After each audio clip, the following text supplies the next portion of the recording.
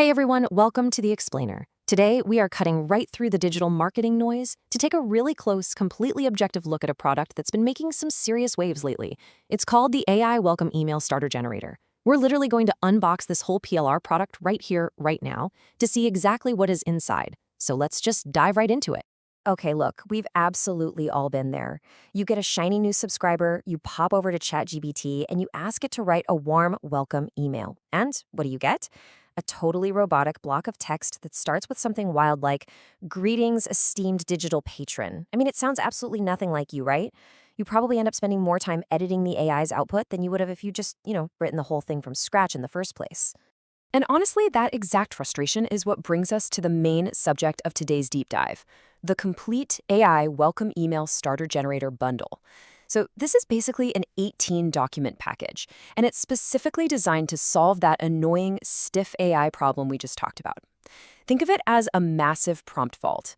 It's really engineered to give the AI those exact guardrails it needs so it can finally produce natural, high-converting email copy that actually sounds human.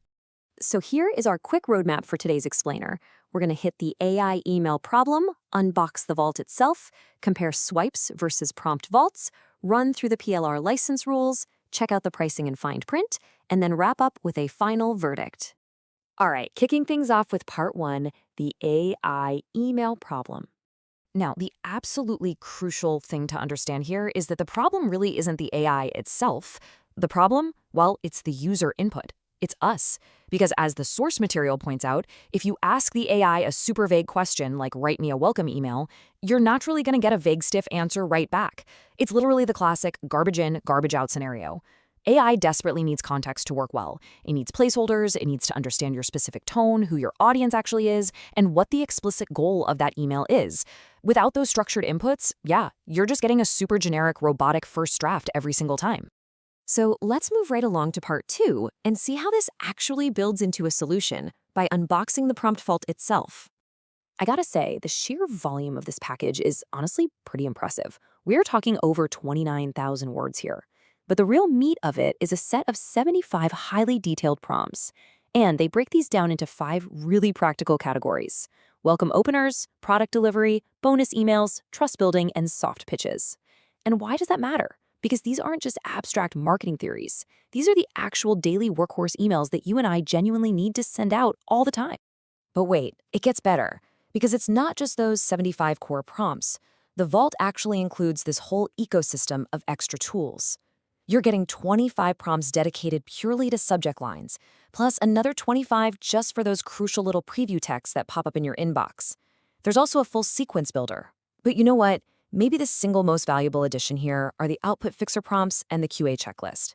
Like, if the AI suddenly spits out something way too hypey or just completely vague, these fixers literally tell the AI exactly how to tone it down or sharpen it up. It is essentially a troubleshooting manual for bad AI copy, which is kind of brilliant. So how does this look in practice? Well, it essentially transforms that terrifying blank canvas into a really simple 4-step workflow. You just choose your email type, fill in your specific placeholders, things like your audience's main pain points or your specific call to action. Then you just paste that entire prompt into your AI of choice and finally review the output against their QA checklist. Honestly, it completely removes all of that stressful blank page guesswork. All right, shifting gears now to section 3, swipes versus prompt vaults.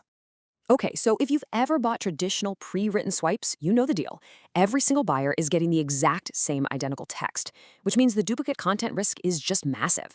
Just imagine for a second that you and your biggest competitor end up sending the exact same welcome email to a prospect. No thanks.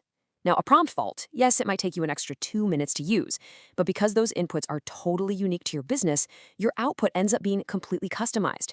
You totally kill that duplicate content risk, but you are still saving yourself hours of painful writing. Moving right along into section 4, the PLR license. Since this is a private label rights product, getting crystal clear on the licensing rules is basically everything. So often, PLR licenses are just incredibly confusing or super vague. But what we found in the source material for this one is honestly refreshingly clear. Here is exactly what you are allowed to do. You can edit and customize every single thing in there. You can absolutely slap your own logo and branding right on it. You want to bundle it into your own paid courses or maybe a membership site? Go for it. You can sell it directly to your customers. And, crucially, this is the big one, you can actually pass those PLR rights straight down to your buyers. I mean, that last point, that is an absolute gold mine if you're looking to build a business selling digital assets. But of course, there are boundaries, right? And they really exist to protect your investment. So here is what you absolutely cannot do. You can't just give the editable source files away for free as some cheap lead magnet. You cannot claim exclusive copyright ownership. I mean, obviously, because other people are buying this PLR too, right? And you absolutely, under no circumstances, can upload it to free download hubs or torrent sites.